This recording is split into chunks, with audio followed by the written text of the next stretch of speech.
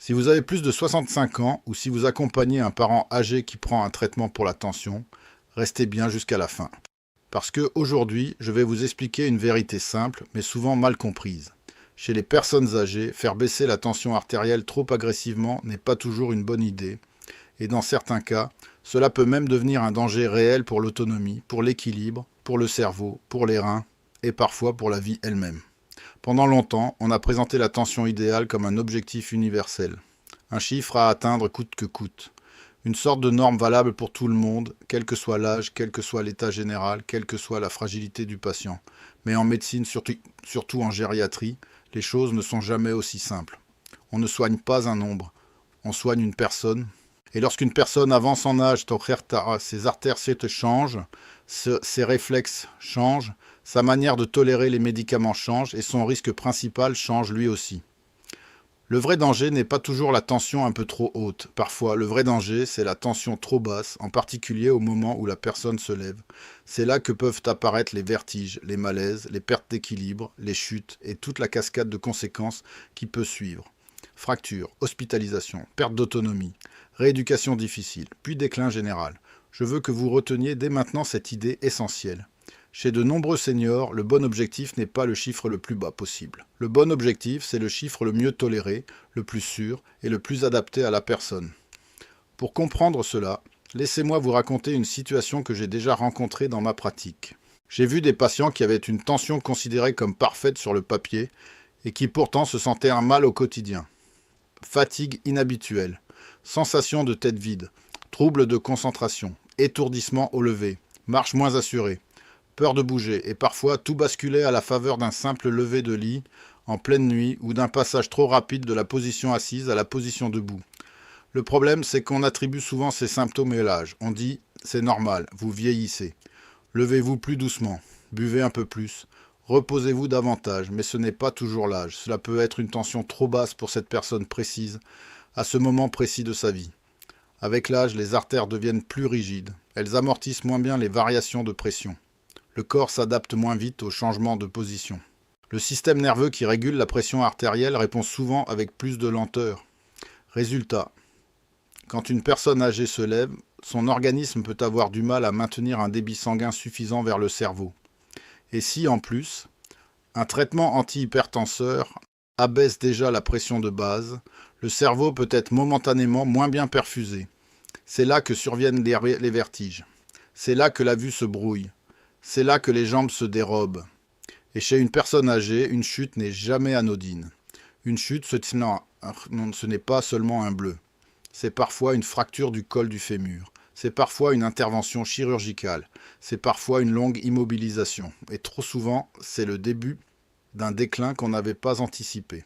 Si vous trouvez ces explications utiles, abonnez-vous maintenant et activez la cloche. Cela me permet de continuer à vous partager des informations médicales claires, utiles et concrètes. Revenons à l'essentiel. Pourquoi la même tension ne convient-elle pas à tout le monde? Parce qu'une personne de 50 ans et une personne de 80 ans n'ont ni les mêmes artères, ni les mêmes réserves physiologiques, ni les mêmes priorités médicales. À 50 ans, on cherche beaucoup à prévenir des complications qui peuvent apparaître dans 10, 15 ou 20 ans. À 80 ans, bien sûr, on continue à prévenir les accidents cardiovasculaires, mais on doit aussi protéger immédiatement l'équilibre, la fonction cérébrale, la fonction rénale et l'autonomie. Le calcul bénéfice-risque n'est donc pas le même. Chez un adulte plus jeune, baisser fortement la tension peut apporter un bénéfice net à long terme. Chez un senior fragile, une baisse trop importante peut faire plus de mal que de bien. C'est pour cela que la médecine moderne insiste de plus en plus sur l'individualisation. Il n'existe pas un chiffre miraculeux valable pour tous. Il existe des repères. Puis une adaptation au cas par cas. Je vais maintenant vous donner des bornes générales, avec prudence, car elles ne remplacent jamais une consultation. Chez une personne âgée en bonne forme générale, active, sans grande fragilité, on vise souvent une tension systolique modérée, ni trop haute ni trop basse. Très souvent, une zone autour de 130 à 140 peut être raisonnable et bien tolérée. Chez des personnes plus âgées encore ou plus fragiles, on peut accepter des niveaux un peu plus élevés, si cela permet d'éviter les malaises, les vertiges et les chutes.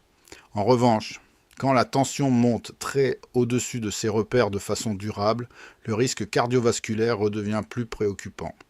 Ce qu'il faut comprendre, c'est la logique. Évitez l'excès dans les deux sens. Ni tension trop haute, ni tension trop basse. Ni négligence, ni surtraitement. Le point capital, et trop souvent oublié, c'est l'hypotension orthostatique. Autrement dit, la chute de tension au passage à la position debout. Certaines personnes ont une tension tout à fait acceptable lorsqu'elles sont assises ou allongées. Mais dès qu'elles se lèvent, la pression s'effondre. Et c'est précisément cela qui crée le danger. Ce n'est donc pas seulement la tension au repos qui compte, c'est aussi la manière dont elle se comporte quand vous changez de position. Une personne peut avoir des chiffres rassurants au cabinet et pourtant vivre au quotidien avec des malaises à répétition. C'est pourquoi je recommande souvent, quand il existe des vertiges ou une grande fatigue, de faire des mesures sérieuses à domicile et si possible d'évaluer la réponse en position debout selon les conseils du médecin. Autre point important, la sensibilité aux médicaments évolue avec l'âge. Les reins filtrent souvent moins vite. Le foie métabolise parfois plus lentement. Les réserves hydriques sont différentes.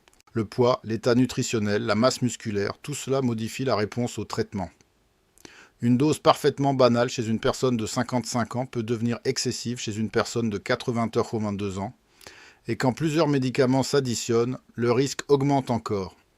C'est particulièrement vrai lorsque le patient prend déjà des traitements pour le cœur, pour le sommeil, pour la douleur, pour la prostate ou pour d'autres maladies chroniques. En pratique, ce n'est pas rare de voir un senior arriver avec 3, 4, voire 5 médicaments antihypertenseurs, alors qu'une partie de ces symptômes vient justement d'un excès de traitement. Je ne dis pas qu'il faut arrêter les traitements, je dis qu'il faut les réévaluer régulièrement. Un bon traitement est un traitement utile, toléré et adapté au moment de vie du patient. Pas un traitement figé pour toujours. J'insiste aussi sur un point trop peu discuté, la qualité de vie. Une tension correcte ne sert à rien si, en échange, la personne n'a plus d'énergie, ne sort plus, n'ose plus marcher et vit dans la peur permanente de tomber. La médecine n'a pas pour mission de produire de beaux chiffres sur une feuille. Elle a pour mission d'aider les gens à vivre mieux, plus longtemps si possible, mais surtout plus sûrement et plus dignement. Prenons maintenant la question du cerveau. Le cerveau a besoin d'un débit sanguin suffisant et stable. Chez les personnes âgées, surtout si les artères sont rigidifiées, une baisse excessive de la pression peut diminuer la perfusion cérébrale. Cela ne provoque pas forcément un accident immédiat.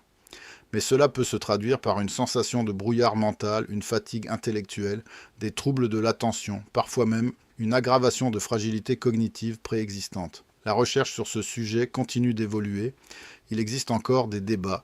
Mais ce que l'expérience clinique nous enseigne déjà, c'est qu'un senior qui devient confus, fatigué ou très ralenti après une intensification de traitement mérite une réévaluation sérieuse. Il ne faut pas tout attribuer trop vite à l'âge ou à la mémoire. La tension peut être en cause. Les reins aussi méritent votre attention. On pense souvent qu'abaisser la tension protège toujours les reins. C'est vrai dans de nombreuses situations. Mais si la pression devient trop basse chez une personne âgée fragile, on peut au contraire réduire la perfusion rénale et dégrader transitoirement, parfois durablement, la fonction des reins. Encore une fois, tout est affaire d'équilibre, pas d'automatisme, pas de règle unique. Je voudrais maintenant vous donner une méthode simple pour mieux dialoguer avec votre médecin. Premièrement, mesurez votre tension à domicile dans de bonnes conditions avec un appareil validé, à des horaires réguliers, pendant plusieurs jours. Pas une seule mesure isolée. Pas une mesure prise dans la précipitation. On s'intéresse à une tendance, pas à un chiffre unique. Deuxièmement, notez vos symptômes. Vertige au lever, fatigue inhabituelle, trouble de la concentration, faiblesse, sensation de malaise, palpitation, crainte de vous lever. Toutes ces informations comptent. Troisièmement, parlez de vos chutes éventuelles, même si elles vous semblent mineures. Une petite chute sans fracture peut être un signal d'alarme. Quatrièmement, demandez si votre traitement est toujours adapté à votre âge actuel, à votre poids, à votre fonction rénale et à votre niveau de fragilité. Cinquièmement, n'arrêtez jamais vos médicaments seuls, mais n'hésitez jamais à demander une réévaluation si vous vous sentez moins bien depuis un changement de traitement. C'est cela, la bonne démarche. J'aimerais aussi corriger une idée fréquente. Certaines personnes disent « Ma tension était un peu haute, mais je me sentais très bien, alors il ne faut rien faire ». Ce n'est pas toujours vrai non plus. Une tension durablement trop élevée reste un facteur de risque important d'accident vasculaire cérébral, d'insuffisance cardiaque, de maladie rénale et d'autres complications. Le message n'est donc pas Plus la tension est haute, mieux c'est. Le message est, il faut viser juste, avec nuance, avec prudence, avec adaptation. Imaginons 3 profils très différents. Un senior actif, autonome, sans diabète, sans antécédent cardiaque majeur, qui supporte bien une tension modérément abaissée. Chez lui, un objectif relativement classique peut convenir, tant qu'il n'y a ni vertige, ni baisse de forme, ni chute de tension au lever.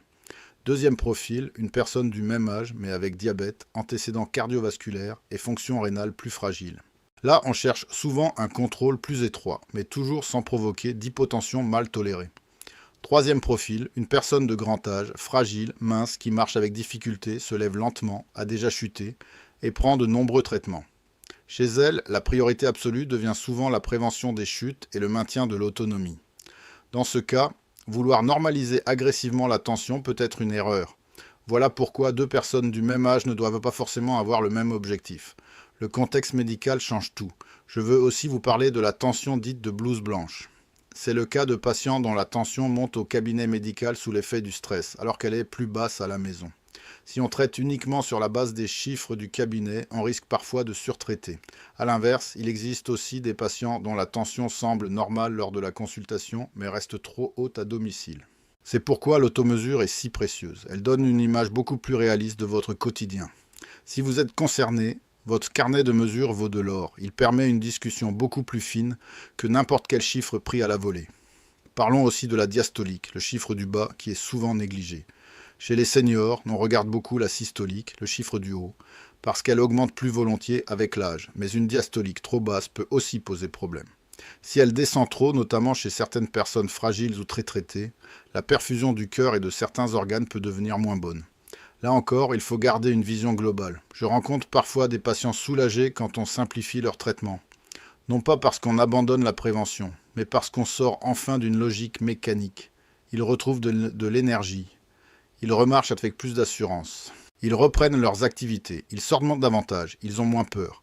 Et cela compte énormément. La peur de tomber est un tournant majeur chez les personnes âgées. Une fois qu'elle s'installe, la personne bouge moins. Quand elle bouge moins, elle perd du muscle. Quand elle perd du muscle, elle devient plus instable. Puis elle sort moins, mange moins bien, se déconditionne et devient encore plus vulnérable. Une simple série de vertiges peut donc avoir des conséquences bien plus profondes qu'on ne l'imagine. C'est pour cela qu'un symptôme apparemment banal ne doit jamais être balayé d'un revers de main. Si vous vous sentez étourdi en vous levant, il faut en parler. Si vous avez l'impression que votre traitement vous écrase, il faut le signaler. Si vous avez chuté, même sans gravité, cela mérite une évaluation. Je vous propose maintenant un résumé très simple. Premier message, chez les personnes âgées, la bonne tension n'est pas la plus basse possible. C'est celle qui protège sans faire tomber.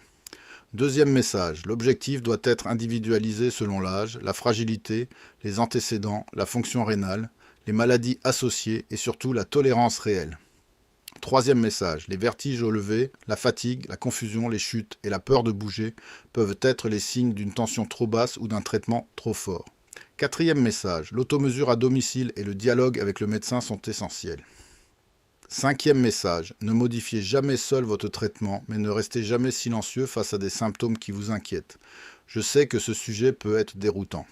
Parce qu'on aime les réponses simples, on aimerait qu'un seul chiffre règle tout. Mais la médecine sérieuse est plus nuancée. Et cette nuance protège. En réalité, ce qui fait la qualité d'une prise en charge, ce n'est pas l'obsession d'une norme unique, c'est la capacité à tenir compte de la personne réelle, son âge, son corps, ses médicaments, sa mémoire, son équilibre, son quotidien, ses priorités. Je termine avec une idée que je considère fondamentale. Vieillir en bonne santé, ce n'est pas seulement éviter les maladies, c'est préserver la capacité à marcher, réfléchir, choisir, sortir, vivre chez soi et rester maître de son quotidien. Si un traitement antihypertenseur aide à cela, c'est un bon traitement. S'il compromet cela, il doit être repensé. Pas rejeté d'emblée, pas diabolisé, mais repensé intelligemment. Donc, si vous avez plus de 65 ans ou si vous accompagnez un proche âgé, posez-vous ces questions. La tension mesurée correspond-elle à ce que vit réellement la personne? Y a-t-il des vertiges, des malaises, des chutes, une fatigue nouvelle, une perte de confiance dans les déplacements? Le traitement est-il toujours justifié au même dosage? La personne se sent-elle mieux ou moins bien depuis les derniers ajustements? Ce sont parfois ces questions simples qui changent tout. Je vous invite à prendre rendez-vous avec votre médecin si vous vous reconnaissez dans ce que je viens de décrire. Apportez vos mesures, apportez vos symptômes, apportez vos questions. Et demandez une réévaluation complète, calme et personnalisée, parce qu'en matière de tension artérielle chez le senior, la vraie sécurité ne vient pas d'un chiffre copié pour tout le monde. Elle vient d'un équilibre juste, humain et adapté. Je suis le docteur Eric Martin. Prenez soin de vous, restez attentifs aux signaux de votre corps et n'oubliez jamais ceci. En médecine, le meilleur objectif n'est pas celui qui paraît parfait sur le papier. C'est celui qui vous permet de rester debout, lucide, autonome et en sécurité.